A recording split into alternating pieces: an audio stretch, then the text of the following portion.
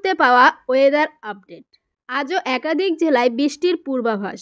বর্ষার বিদায় নিয়ে মিলল বড় আপডেট।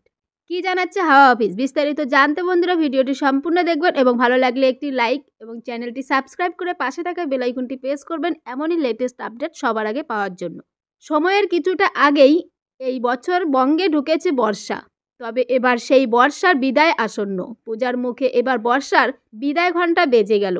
মৌসুম ভবন জানিয়ে দিয়েছে আগামী 15 সেপ্টেম্বর থেকে দক্ষিণ পশ্চিম মৌসুমি বায়ু বিদায় নিতে শুরু করবে।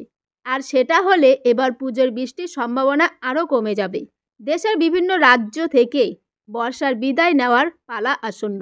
পশ্চিমবঙ্গে এখনও বর্ষার বিদায়ের সঠিক দিনক্ষণ স্পষ্ট হয়নি, বরং আগামী কয়েকদিন জেলায় জেলায় বৃষ্টির পূর্বাভাস হাওয়া অফিসের। দক্ষিণবঙ্গের আবহাওয়ার খবর। আলিপুর আবহাওয়া দপ্তর সূত্রে জানা গিয়েছে আজ শনি ও আগামীকাল রবিবার কলকাতা সহ দক্ষিণবঙ্গের জেলাগুলিতে বৃষ্টির দাপট বেশ খানিকটা কমই থাকবে। কোনো কোনো জেলায় বিক্ষিপ্তভাবে বৃষ্টির সম্ভাবনা রয়েছে। বৃষ্টি কম হলেও আর্দ্রতাজনিত অস্বস্তি বেলা বাড়লেই ভোগান্তি বাড়বে। উত্তরবঙ্গের আবহাওয়ার খবর। দক্ষিণবঙ্গের জেলাগুলিতে বৃষ্টির দাপট কমলেও উত্তরের বেশ কিছু জেলায় আজও বৃষ্টির দাপট জারি থাকবে। আলিপুর আবহাওয়া দপ্তর সূত্রে জানা গিয়েছে আজ উত্তরবঙ্গের 2 পার্বত্য জেলা দার্জিলিং এবং কালিম্পংয়ের পাশাপাশি আলিপুরদুয়ার ও কোচবিহারে বৃষ্টির পূর্বাভাস রয়েছে।